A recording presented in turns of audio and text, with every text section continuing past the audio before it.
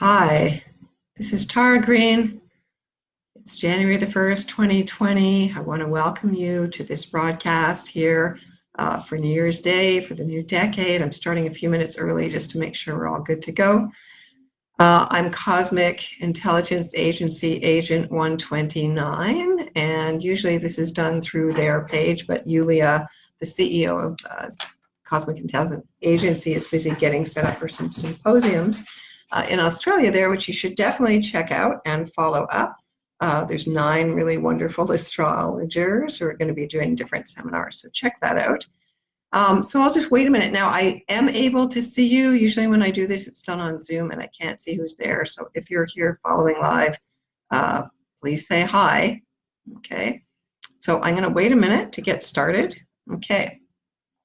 I'll wait another minute. So I hope you had a wonderful New Year's. I'm here in Toronto, Canada, and so you know that 2020, it's a big year. It's a transition year.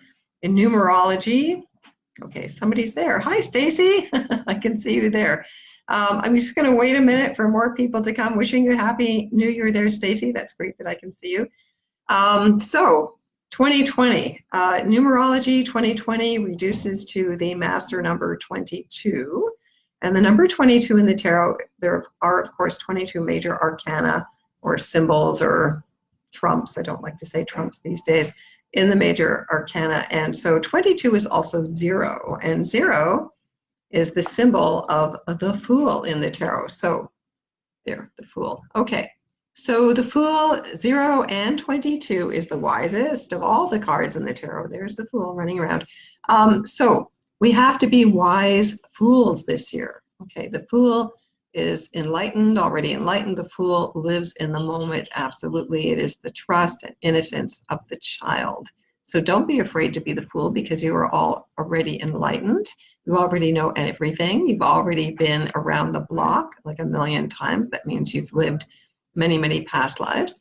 So there's really nothing to fear. And really living fully in the present is what enlightenment is really all about. Now, if we add 2 and 2 together, we get the number 4. Okay, so the number 4 in the tarot, this is also the root number, the life path, the soul number of 2020, the Fool, which is the king or the emperor. Now, this is the Thoth tarot. This is the major arcana, major deck that I use. So it also has astrology symbols on it. So the emperor or the king is also like the sign of Aries. So it symbolizes new beginnings, okay?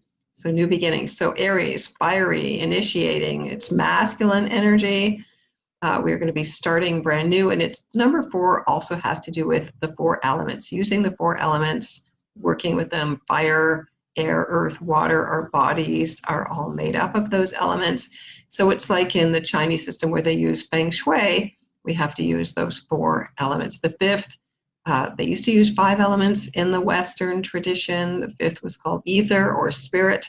And now, of course, in the scientific age, they've dropped that 5th element. But of course, it is always there. Okay, so the number 4, power, always about power, and also about building a foundation. Now, the number 22, back to the Fool here, is also the symbol. It's called the Master Builder number. Now, that's a very interesting synchronicity too, because as you know, we're heading for a historic conjunction of 2 planets, which is the planet Saturn and the planet Pluto on January the 11th at 22 degrees Capricorn, another synchronicity here. Saturn is called the building planet, so it would also be considered to be the master builder. So key questions for this year are, what are you building? Now, in the tarot, the number 22, the Fool, and the Emperor are 2 sides of the same coin here. There we go, 2 sides of the same coin. So in the old European fairy tales, the king or the emperor always had a jester or a fool by its side, because they're really 2 sides of the same coin.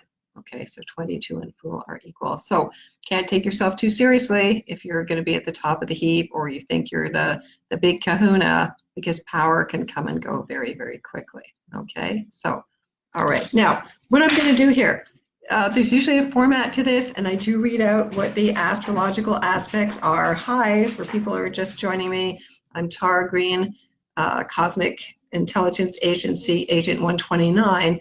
I will read out, because it's the beginning of the year, what the major planetary cycles are, and then we'll get to January's cycles, and then I'm going to pull one major arcana from those 22 major cards. Okay, so you'll have to wait because I go from Aries to Pisces. Now, the major planetary cycles. Okay, what's going on this year? Venus and Mars both turn retrograde this year, so that's very important because they haven't done that in a little while. And there's that historic Saturn-Pluto conjunction January the 12th. Did I say the 11th? There's an eclipse on the 11th. No, the eclipse is on the 10th. Okay. Jupiter and Pluto make 3 conjunctions this year. Now, those are really beautiful, very powerful conjunctions because Jupiter is expansion and growth and trust and innocence, and Pluto is wealth, soul wealth. So when Jupiter and Pluto come together 3 times this year, it's extremely powerful, okay, especially for all you Capricorns, because you know this is your year. Now, the best time to move ahead in 2020 is when all the planets are moving in direct motion, and so that starts January the 10th when Uranus turns direct until February the 16th, and also from March the 9th to April the 25th. So you want to mark those dates on your calendar. It's like full speed ahead. All the planets are moving direct. Okay, hi to people that are just joining me. Now, on June the 24th and the 25th, though, all 6 planets will be retrograde. Okay, that's in Greenwich Mean Time. And then on September 9th to the 13th, all 6 planets are retrograde, plus Chiron, that's 7. So you may want to also mark those dates on your calendar as dates when you want to not be moving ahead, not be initiating anything. And then, what else have we got here? Okay, I'm going to go into what's going on now. So January the 10th and the 11th, there's going to be a Cancer, what they call a penumbral lunar eclipse at 20 plus degrees Capricorn. So, sorry, at Cancer. All right, so Cancer, Capricorn, it's really all of those cardinal signs. Of course, all Capricorn people are really in the focus, especially right now, okay? On January the 12th, that historic Saturn-Pluto conjunction, which only happens once every 35, 36 years. For those of you who were born in 82, 83, this is really powerful because this conjunction actually squares the conjunction that you had when you were born, and that time it was in Libra. So it's a major turning point. Saturn, again, ending limitations, obstacles, and Pluto, the soul, the world soul, the collective unconscious. So it is an end. I keep saying it's the end of the patriarchy, end of a lot of corporate structures, but there's also a lot of blowback. So a lot of the conservative energy is Saturn and Pluto, which can be very dictatorial. We can see that in the US and in the world these days. So it's heavy, it's not light. I can't sugarcoat that for you, okay? But if you're a Capricorn with planets at 22 degrees, very close to that, this is a major turning point in your life. So it's a time to let go and build new beginnings, okay? On February the 16th to March the 9th, Mercury starts the first of its 3 retrogrades this year, from Pisces to Aquarius. On February the 20th, July 27th, and October the 12th, Jupiter is sextile Neptune. That's a very nice, very creative aspect. The spring equinox is early this year, even though 2020 is a leap year. June 19th and 20th, spring equinox. That's the beginning of the year, actually, not this date. This is an artificially created calendar date. Traditionally, the new year always began when the sun entered 0 degrees Aries, okay? Now, March 21st and December 17th, Saturn enters Aquarius. So Saturn will actually dip its toe into Aquarius on just after that spring equinox, which is very interesting. So we get a little peek into the future there. On April the 4th, June the 30th, and November the 12th, Jupiter actually conjuncts Pluto in Capricorn. Again, very wealthy, very expansive. There could be big changes in corporate structures and in the markets. Now, Pluto always ends, it always slays, I always say, anything old or outworn, okay? So be mindful of that too. A lot of astrologers are, of course, predicting a big economic slowdown, okay, starting actually in January. So May the 13th, June the 25th, Venus is retrograde in Gemini. No, that is an absolute no-fly zone for weddings or even engagements or anything to do with money. The world revolves around money, so Venus rules money. So you're going to really have to watch that period. As Venus goes retrograde there, Of course, a lot of old relationships, old communications will come back at you. So really wait. I know people are planning weddings ahead. Not really the best time to get married under that Venus retrograde. Now, June the 5th to 6th, there's a Sagittarius lunar penumbral eclipse at 15 degrees of Sag. You know, there are 6 eclipses this year. Only 1 is total, okay? On June the 18th to July the 12th, Mercury is retrograde in Cancer.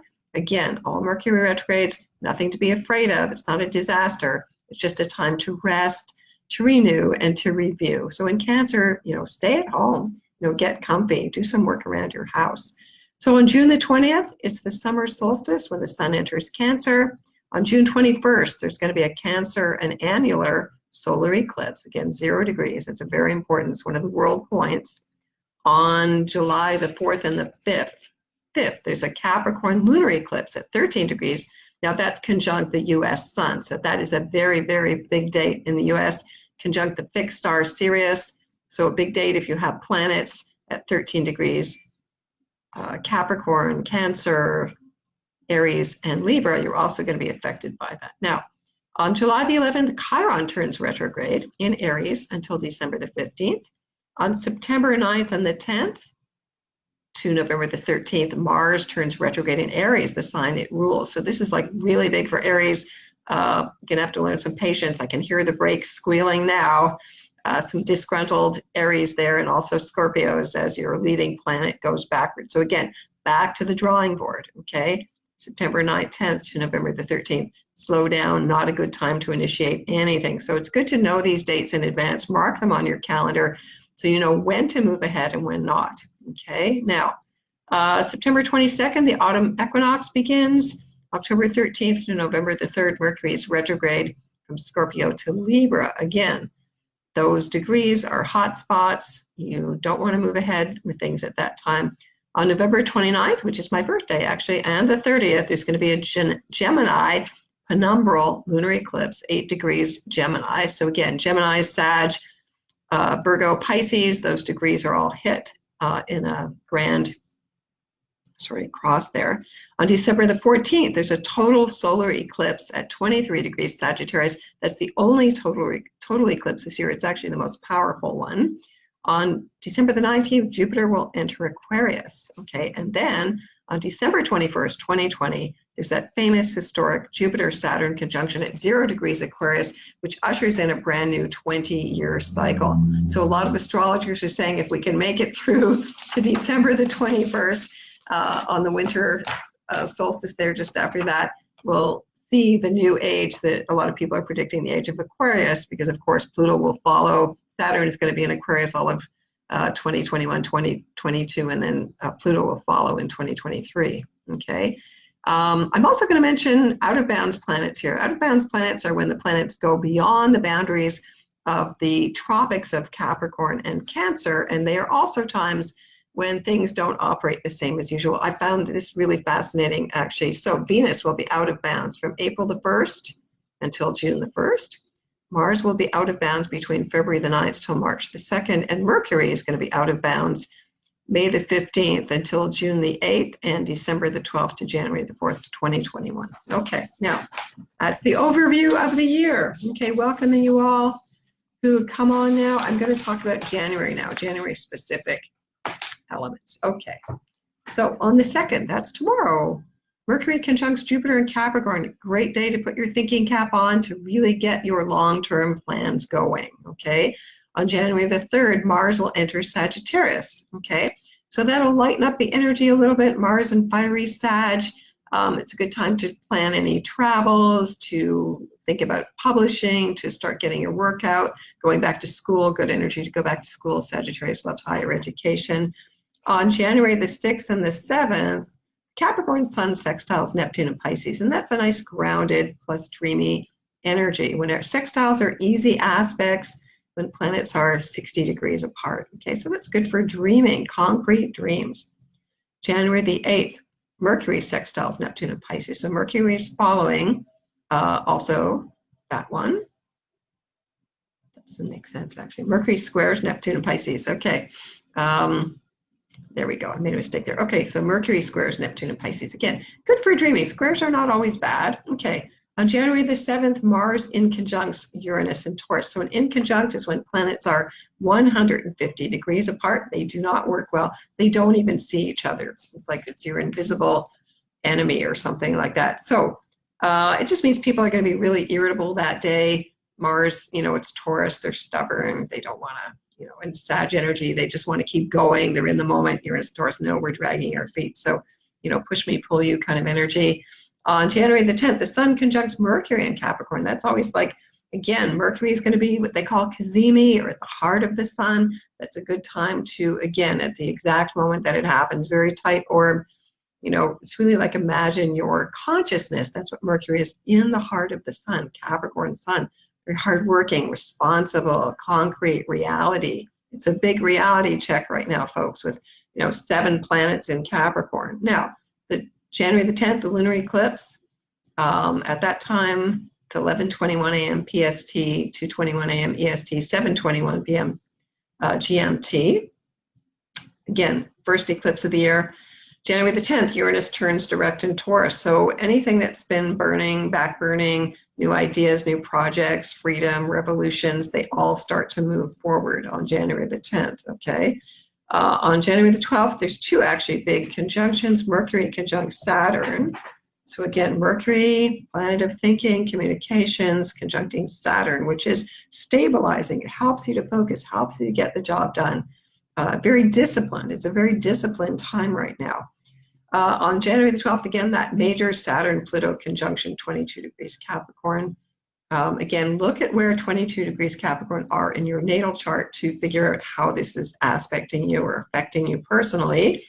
On January the 13th, the Sun conjuncts Pluto. That's one of the best days of the year because the Sun is solar, the solar logo, solar riches. Pluto is the lord of the underworld. So it's like bringing all of the underworld, the shadows out to the light. So we might see that in the news as, again, more secrets, sex trafficking, money laundering, anything corrupt coming up into the light, okay?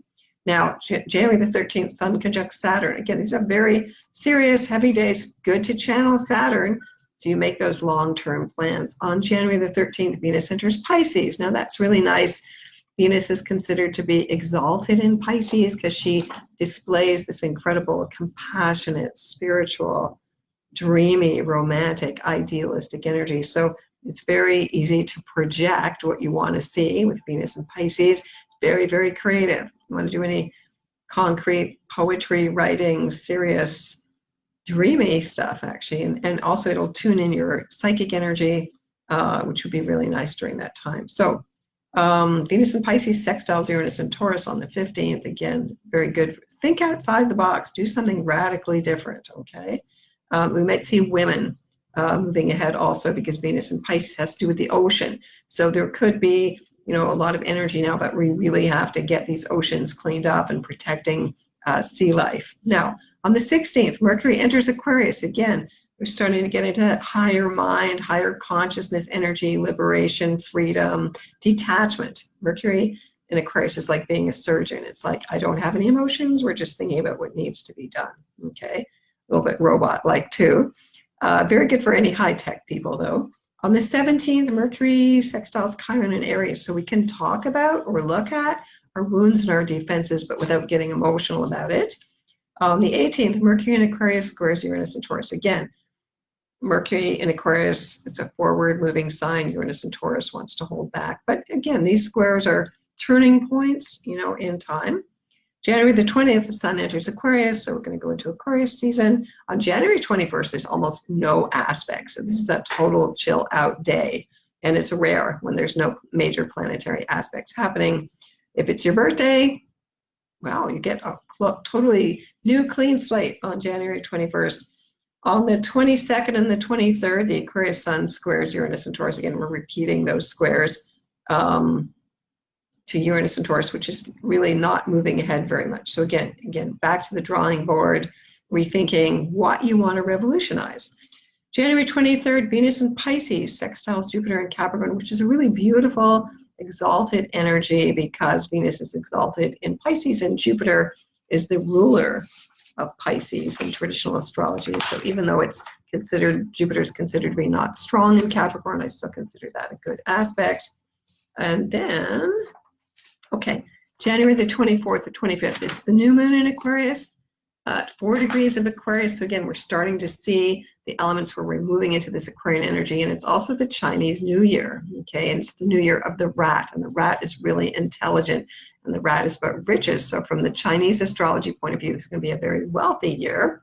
On the 25th, Mercury sextiles Mars and Sag, again, thinking very creatively. It's good for teachers, judges, philosophers, anybody who has Sagittarius energy. On the 26th, Venus in Pisces squares Mars and Sag. Now, for the next 3 days, the 26th, 27th, and the 8th, that may as well be Valentine's Day in my books, because Venus and Mars and Neptune are all bound up together. So Venus is considered to be a human love sign. It's the sign of women, of beauty, of harmony, of the arts. So it's considered to be human love. And Neptune is considered to be the higher octave of Venus. So it's about unconditional love, like mother love, spiritual love, soulmate love, you know, it's oneness. So during those 3 days, it would be really great to do some ceremony to balance the masculine and the feminine. Venus in Pisces squares Mars and Sagittarius. Mars in Sagittarius is very honest. It's about truth, justice. So there be maybe some major issues. Venus in Pisces, the downside of Venus in Pisces is it's too dreamy, wants to avoid things. It's about addictions as well. Doesn't want to deal with reality, wants to avoid it. And Mars and Sag is like, yeah, we're going straight to the truth. So there can be, again, some secrets coming out, some things that have been hidden coming out in the world, because Sagittarius is a universal or an international sign. But Venus conjuncts Neptune, that's very romantic, January 27th at noon PST, one of the most romantic days of the year. Very good, again, visualizing, doing intuitive work, psychic work, sending energy. And then on the 28th, Mars and Sag squares Neptune and Pisces again. So that pressure is on to work with that energy. Okay. All right. Now we get to this part. Okay. So the way this works. So for January, what I do is I have my special crystal here, my very special Herkimer diamond crystal, which looks like a skull. And I take that crystal and I use it to cleanse these cards. So what I'm going to do is I'm going to tune in to Aries. I'm going to shuffle the cards. Okay. Shuffle the cards for Aries. So I'm thinking about you, Aries. You know, Mars will be retrograde this year. You're all going to be squared by all this later, Aries, by all the Capricorn energy this year. Okay, so Aries, here's the card you get. Okay, so the Aries, this is what you need for January. This is the card of the Empress, number 3. So the Empress, she is Venus, and if you can see Venus is symbol there. So the Empress, again, Aries, you need to bring more love to the table, okay? Now you are Mars, ruled by Mars, so this is Venus. So this is about bringing new relationships into being, using your own inner feminine. Everybody has an inner masculine and feminine, so it's about creativity. She's usually symbolized as a pregnant woman or the great mother. Your own mother, there may be some issues with your mother. Women in general, money issues. Venus rules money. She rules beauty, harmony, the arts. So maybe you need to, you know, kind of, it's the new year, Aries, maybe you want to get a makeover. You know, that would be a nice thing to do. But definitely it's about being more feminine and more creative. You might be helping others or acting as a mentor, or conceiving your own children, ideas, you know, starting a new business, initiating something new. All of that Capricorn energy is kind of pushing you into doing that. So you want to use the energy of the Empress to explore more art, more creativity yourself. Might be a good time to start drawing or painting or working with fabrics or anything like that, redecorating your house. So Aries, number 3, the Empress. Okay. And now you got to be patient because I'm going to go one by one here. So Taurus. Now Tauruses, early Tauruses, of course, born in the first 2, 3, 5 days of Taurus, you've got Uranus there pushing you forward like the big cosmic cattle prod, and that will move forward during 2020. And again, all of that Capricorn energy is beneficial as a trine for all Tauruses, all being Earth sign. Okay, so, all right, Taurus, you get the Fool. Again, so this is 0, the number 0, which is also 22. So Taurus, you're going to play a major part in January here. You have to lighten up. You have to, I know you're into security and stability at all costs, but at this point you have to take some risks. The Fool is about stepping off the cliff, leaving the safety net behind, getting out of your comfort zone. That's Taurus. You always want to be in the comfort zone. You know, you're going to have to be prodded out of there, and you have to trust that no matter what, you're going to be okay, that you can trust the universe, that the universe has your back, Taurus, okay? You know what to do. You have all the tools, Taurus. So really, maybe you should question, why am I so afraid? And what is the worst that could happen? You know, because once you kind of look at what the worst that could happen is, you realize it's very unlikely to happen, and you can prepare. And if anything, Taurus likes to be prepared, as all earth signs do. So could be a new relationship, a new job, a new opportunity, something totally unexpected. You need to be centered in the present. That's what the Fool is all about. The present is the greatest gift that anybody can have, living fully in the present, not worrying about the past, not worrying about the future, just staying fully in the present. So again, it's like being like a child. You need to play more. You know, take your inner child out to play, indulge your inner child. You know, just ask yourself, you know, Tauruses have good gut instinct. Ask yourself, where do I need to go right now? And to trust that. That's really trusting the wisdom of the Fool. Okay, so Taurus, 0 and 22, the Fool. Okay, so Geminis. Okay, so Geminis, what have you got going on now for January? Okay, all right, now, Gemini, you have the number 7 here. This is the symbol of the Chariot. So the Chariot, the number 7, is associated with the sign of Cancer, which is the sign following you. So Geminis, this is about literally getting into the driver's seat, you know. This is about feeling centered, just like the symbol here. You have to imagine that you are this figure here, the knight in gold. Now, the golden armor is really important because it always symbolizes spiritual protection and energy. So maybe you've got some holes where you're leaking energy, Gemini, rushing around a bit too much. This means you need to sit back. You need to get into the driver's seat. You need to feel like the world here is not spinning you around, but you're containing it. So this is a great visualization, Gemini. Get yourself in the driver's seat. Related to Cancer, it has to do with your home, your family, your stomach, watching what you eat, what you nurture, how you nurture others, your mother, very literally Cancer rules the mother, children, if you want to have children, this is, or conceive of anything new, this is a good thing to do. So it's bringing in more emotions. Cancer is the waters of the womb, it's the emotion, it's the ocean. And so this card is also associated with the Victory Lab. So maybe you need to give yourself some kudos, Gemini, you know, for the hard work you've been doing. I think Capricorn has helped a lot of you to work harder. Could be improving your home, changing your diet. I know it's the beginning of the year. Everybody has good intentions, New Year's resolutions. So this would be a good one. Can be very up and down, though, emotionally, like a wave, you know. So you may be feeling more moody. You may need to really pay attention to the moon cycles as well. Cancer is always associated with the moon. So sitting back, you know, it's a feminine sign. It's about receptivity, okay? So Gemini, you get number 7, the Chariot, okay? And paying attention to the laws of cycles, okay? All right, so Happy New Year, everybody who's still joining here. All right, now I'm gonna do Cancer. So of course, all Cancers, you've got all of those Capricorn planets. If you're born in the last decan or the last 10 days of Cancer, pulling you into this heavy opposition. Okay, so Cancer. All right, Cancers, you get the number 5 here, number 5, called the Hierophant or the High Priest, okay, or the Pope, traditionally. Okay, again, this is the non-traditional, this is the Crowley deck, the Thoth Tarot. So the number 5, this card really is a card of challenges, which I'm sure you're feeling right now, Cancer, with all that Capricorn energy, having to take care of business. And Capricorn doesn't like to be emotional. So for Cancers that are very emotional, this can be a very good thing because you can contain your emotions right now and maybe put them in a little box. Now, the number 5 is sacred to Venus. She does make this 5-pointed pentagram in her 8-year cycle. So again, this is about bringing the love, which Cancers usually have no shortage of. They love to nurture others.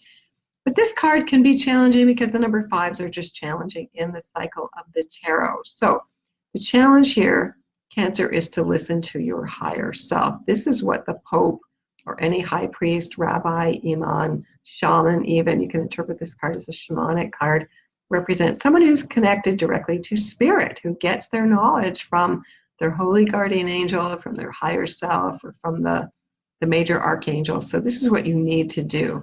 Okay, this is what you need to do. So Cancer, the more you go within and listen to your gut instincts, because this card is associated with the sign of Taurus, the better, okay? And it's also about speaking your truth. So this card related to the sign of Taurus rules the throat chakra. The number 5 is the 5th chakra as well. Color is indigo blue. Use your throat. Speak up. On this card, it's very feminist. They show the goddess Isis. Here is the high priestess in front of the high priest. This is where the real spiritual knowledge comes from. Okay, so Cancer, hold your ground. Speak your truth, okay? And remember, you have to also use the 4 non-cardinal directions there helping you as well, or the 4 fixed signs, okay? So Cancer, number 5, the Pope, the high priest. Okay, so now, Leo. Okay, now, certain signs have no planets in them these days. Leo is one, so you may be feeling a bit left out, actually, but don't fear. Soon everything will be in Aquarius opposite you. Okay, so Leo, you get the Wheel of Fortune here. So how can you take advantage of this current energy? Number 10, the Wheel of Fortune. This is like the planet Jupiter. Now, all the Capricorn planets are 150 degrees away from the sign of Leo. That's called an inconjunct, which means maybe you're not seeing the opportunities that are there. Now, Capricorn is traditionally big business. It's corporate structure, so perhaps you need to just put your foot down on the gas and push that wheel a little faster right now. There are opportunities for you. The Wheel of Fortune is always good, always beneficial. It's always about maybe you need to go to Vegas and gamble a little bit. Or maybe you just need to believe in yourself a bit more. Now, Jupiter also rules higher education. Maybe you need to make some plans to get some higher education, some new courses under your belt. It could be traveling. Jupiter loves to travel. When's the last time you've traveled? Maybe you just need to do this for pleasure, not just for business. So the Wheel of Fortune, see the opportunities, be creative, take some risks, think outside the box, Leo, okay? Again, don't feel left out because no planets have been in Leo for a while. Again, soon as the planets move into Aquarius, they will be opposite you. So take advantage of this golden opportunity, Leo, the Wheel of Fortune, okay? So Virgo, okay, now again, Virgo is an earth sign. You are being strongly affected positively through trines from all that Capricorn energy. Okay, so Virgo, and of course Neptune is opposite your sign too. Okay, so, all right. So Virgo, you get the card of the sun here, the number 19. This is the highest energy card in the deck. This is, how do you feel, Virgo, on a sunny day? Now, unless you don't like being in the sun, maybe you won't feel that positive about that, but generally most people feel pretty positive about the sun. So it's really about the inner sun. What makes you shine? Where can you shine? Where do you need to be in the spotlight? Where do you need to bring your light, your brightness, your creativity to your source? And what do you need to source within yourself to make yourself feel lighter, more positive, thinking positive thoughts? The sun, it's about playfulness. The 2 little children or little cherubs here are playing in the sun. So whatever it is you've had to go through, Virgo, no matter how hard it's been, now is the time to celebrate. You know that the light has risen again. It's like after a total solar eclipse. People are totally relieved when the sun comes back. So Virgo, this is a time of positive energy. Maybe you need to go away. The tarot reader here is giving you permission to take a holiday. If you're up here in the north, we're all sunbirds here. You want to go somewhere in the sun. But generally, it's just exploring what makes you feel happy. And if it makes you feel happy, then do it. Virgos are the servants of the zodiac. They're always serving everybody else. But now it's time to bring yourself joy, okay? Sun, joy, radiate your beauty, your intelligence, your power, your creativity. It's time to receive the love, Virgo. So you need to shine like the sun. Virgo, number 19, the sun. Okay. All right, so be patient. We're getting to Libra now. I'm almost halfway done here. It's a bit longer than normal because it is the new year. Okay, so Libras, what have you got? Now, again, Libras are being squared. They're in the 90-degree angle to all that Capricorn energy. And so, okay, so Libra, you get the Death card here. Now, again, the Death card, nothing to be afraid of. Number 13, Death card is about change. Okay, now, change whatever it is outworn, that's not working for you, that doesn't fulfill your soul's needs. You know, I know you tend to err on the side of pleasing everybody else, but at this point you have to dig deeper. This is the sign of Scorpio, Libra. So Scorpio is the sign of the shadows, of your psyche, of the unconscious, of your soul. What does your soul really want? You know, not how you're defined by your relationships with the people you know, or even your social media structure, or whatever that is, your you know, clout, whatever, I don't know, however they measure that these days. So the Death card, use death as an ally. You know, the Native Americans had a saying, it's a good day to die, and they were ready at any moment to die. So that really makes you live in the moment, okay? So don't be afraid to end relationships that are not positive and toxic relationships right now. You'll feel much better. It's not as scary as you think. You'll just feel free. Death is freeing. You're going into a new consciousness, a new state. Actually, death is part of life. You know, actually, it's just a never-ending cycle. Okay, so Libras, you know, maybe you need to change your wardrobe. Maybe you need to get a makeover again. You maybe need to change your job. It's an ending. Use all of that Saturn, Pluto, heavy Capricorn energy, you know, to help you to move ahead. You know, death, rebirth, you know, you have to move ahead right now, Libra. So use death as an ally. Don't be afraid. Okay, blessings to you. Okay, now Scorpio. So again, Scorpio, water energy, in a sextile, positive energy from all that Capricorn planets. So Scorpio, what did you get? Okay, so Scorpio, you get the number 2 here. This is the symbol of the High Priestess. This is the moon. So Scorpio, you need to pay attention to your intuition. You're pretty intuitive anyway.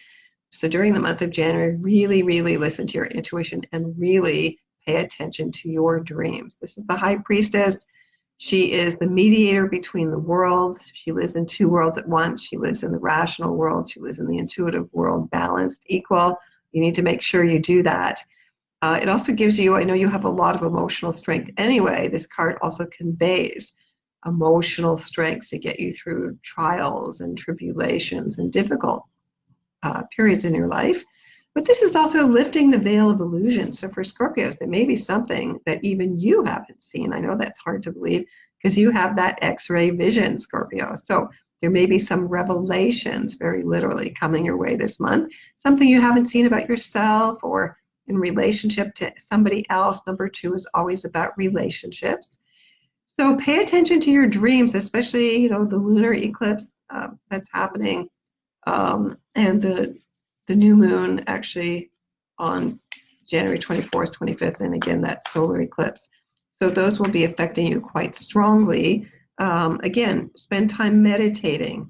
Spend time making sure your life is in balance, trusting your intuition above all else. So for Scorpio, this can be a very rewarding period. Do a lot of journaling.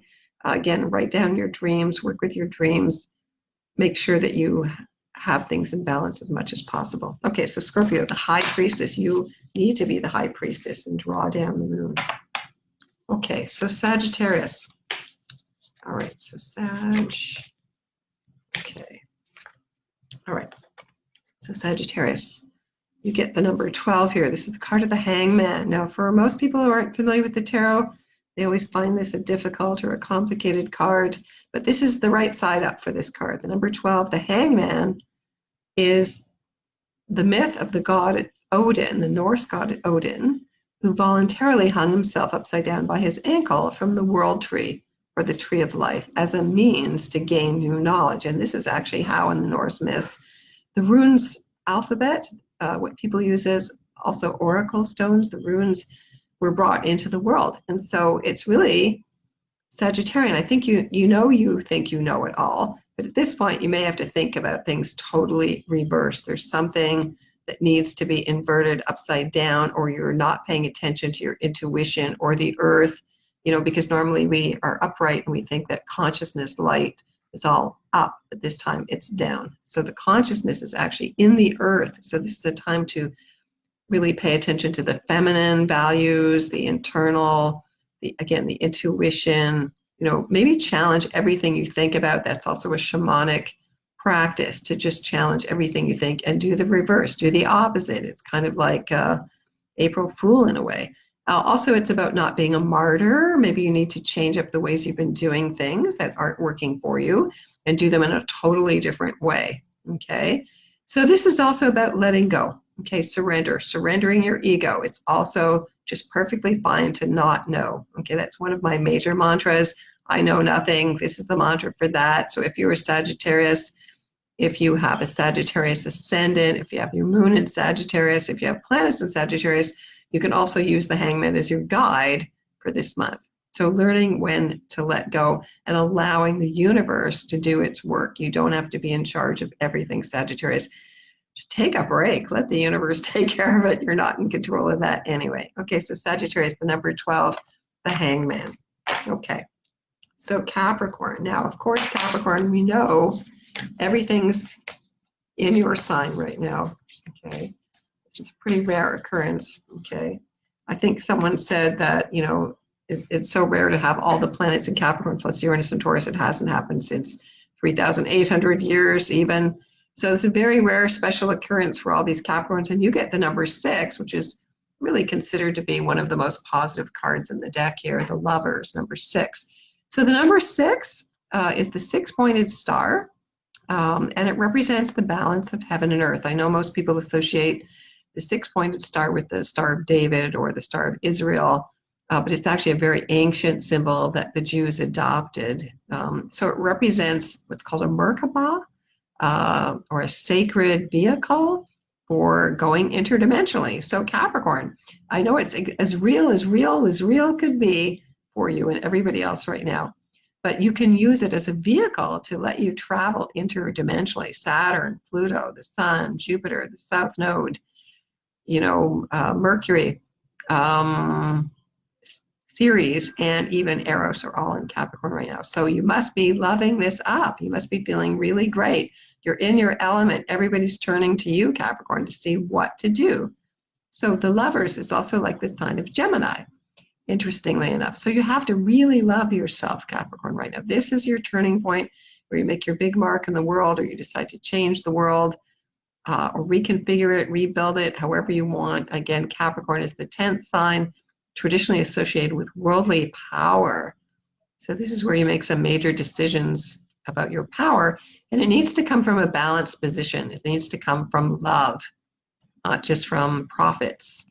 And that's what's going to be coming down the pike actually later this year and into the next few years. So, excuse me, Gemini, the Lovers, can be new relationships, new, not just romantic, although usually it is romantic, could be marriages, engagements. You're deciding to settle down, you're signing on the dotted line, that's Saturn. I'm going to make a commitment to a long-term plan to love myself, actually, and to be equal, to make sure I'm balanced, that I can't just do all business without having the feminine. So this is good for women too. Women need to step forward and have a feminine form of relationship, a business that suits women's lives as well as men. So this is an equalizing factor here as well. So for Capricorn and for all the Capricorn planets, this is really good. The Lovers. Are you loving your career? Are you loving your job? How's your reputation in the world? Those are all Capricorn concerns. Am I respecting my parents, my father, my family, my traditions, my roots? Do I see the other as equal to me? This is a very, very important actually aspect right now, equalizing power in the world. Okay, so Capricorn, the Lovers. Okay, so Aquarius. Now again, Saturn is going to start to move into Aquarius. The energy is all going to come into your sign in the next while, Aquarius. So let's see what you got here. Okay, so this is very appropriate now. So Aquarius, you get number 17, the star, which is the sign of Aquarius. Okay, so this further emphasizes how important this Aquarian energy is. So the star. This card is a really beautiful card. It really helps us to remember that we come from the cosmos, that we are star stuff, that we are the remnants of the Big Bang or the Big Bubble or whoever we got here. So every man and woman is a star. And so we need to star in our own lives. And so Aquarius wants everybody to be a star, though it's all about equality.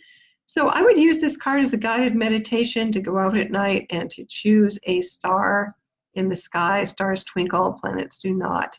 And to visualize yourself after you ground yourself going out to a star. And once you're out there, you look back at the Earth and you see how tiny, little precious blue planet is that 8 billion people are on here. And you want to bring in higher consciousness, higher ideals to help guide the people so they understand what their cosmic origins are. You know, we are, however you want to believe we got here, certainly on a higher consciousness level. We're not just of the earth plane, especially that's easy to believe with all the planets in Capricorn. And Saturn also rules Aquarius in traditional astrology, so you got to remember that. So you want to bring down that stellar cosmic consciousness down through your heart chakra onto the earth plane. So Aquarius, what are you doing in your starring role here to help lead the world, to help be an innovator, a revolutionary, a freedom fighter, fighting for everybody's rights? Now, nobody has any right to be above everybody else, but everybody has the right to be. So you may need to innovate your life to get ready for this big change a year ahead. You need to think outside the box. You need to be brave. You need to be willing to stand up for yourself and march to your own drummer. So Aquarius, you are the star. Okay, so Pisces. Now we've gotten to the last here now with Neptune and Pisces. Neptune is actually bringing all of this beautiful spiritual consciousness in. Okay, so Pisces, you have the number 20 here. Number 20 here in this deck is called the Aeon, or the New Age, which you could describe as an Aquarian age. So the number 20 is traditionally called Judgment. In one deck I've seen it's called Awakening, which is a nice way to put it as well. So Judgment Day, this is from the Book of Revelations, traditionally in the Rider-Waite-Smith deck. And the angel Gabriel blows the trumpet on Judgment Day and the dead rise again. Now, so this is about waking up. It is again a card of rebirth, of leaving the past behind, of leaving old ideas behind, and allowing the new, the innocence. This card shows the divine child being born. So again, bringing forth our original innocence, our original, sense of wonder at the world, rebirth, new beginnings. So Pisces, whatever you've been doing that isn't cutting it anymore, this is the time to let those old patterns, habits, addictions, illusions, delusions, projections, the old creative projects even, to die and be reborn. So they could be just recycled back to the drawing board again.